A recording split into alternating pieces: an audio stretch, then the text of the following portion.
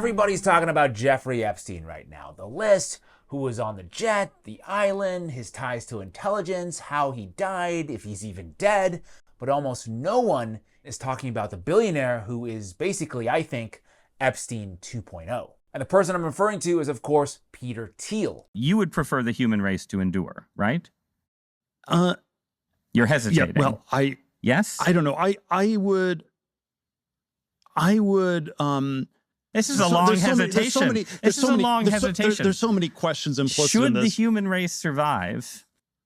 Yes, the guy who is not so sure whether or not humans should exist. Now, some background on Thiel. He was the co-founder of PayPal alongside Elon Musk. He was also the first major investor in Facebook. Coincidentally, I don't know if you know this, founded on the same day DARPA ended their LifeLog program, which was a program sought to, quote, trace the threads of an individual's life in terms of events, states, and relationship. That sounds kind of familiar, doesn't it? He also co-founded Palantir, a data analytics and surveillance company used by many government intel and military agencies, including the CIA, NSA, ICE, and the IDF. Now, Thiel, like Epstein, has been known to host a sex party or two in his prime. Ben Goggins of NBC News wrote that Thiel's parties have been, quote, legendary in gay circles for years and repeatedly characterized as debaucherous, with Thiel himself being quoted as saying, "Yeah, we know how to have some no-holds-barred gay fun." Thiel has also been working on building his own island in the French Polynesia to basically establish a kind of a non-governmental colony.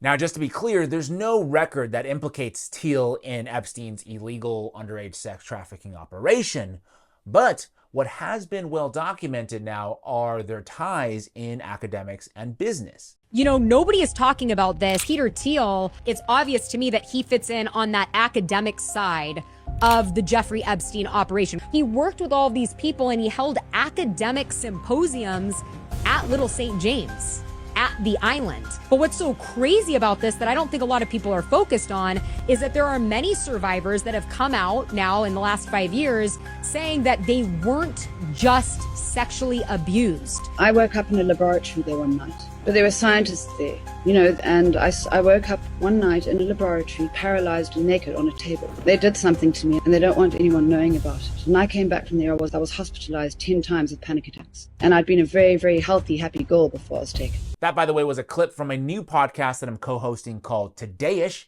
Everybody should subscribe if you haven't done so yet, and we get into some pretty interesting things, including things that the mainstream won't talk about, as you just saw there, which I think also begs the question, what else were these guys up to on that island? Right, it has been widely reported that Peter Thiel has been injecting himself for years with young people's blood.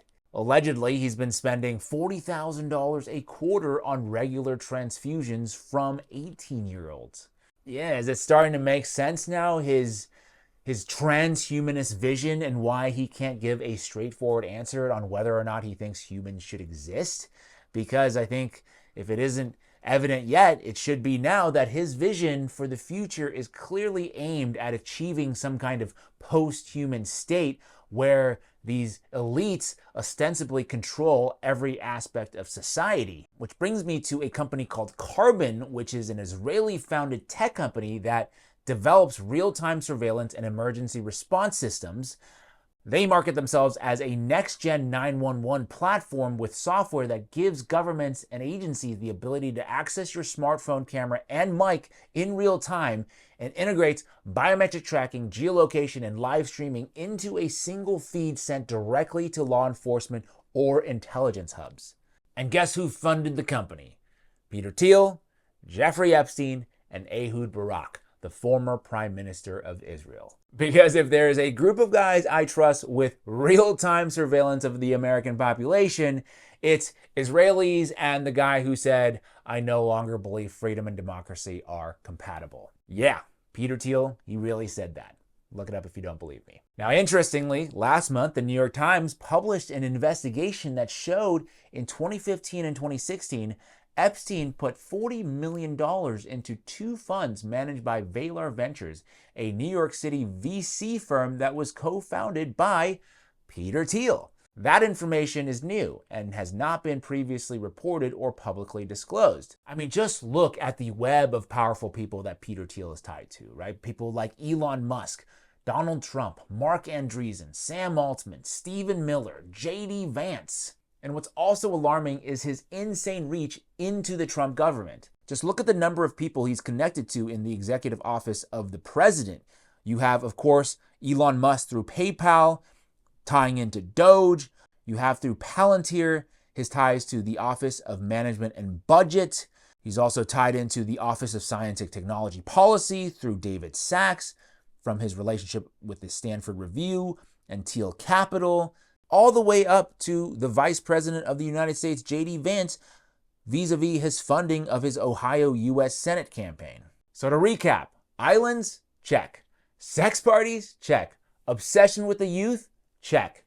Ties to Israel, check. Intelligence ties, check. Influence over government, double check. But the biggest difference, and I want to emphasize this, there's a huge difference between Epstein and Thiel, and this is kind of crazy to think about.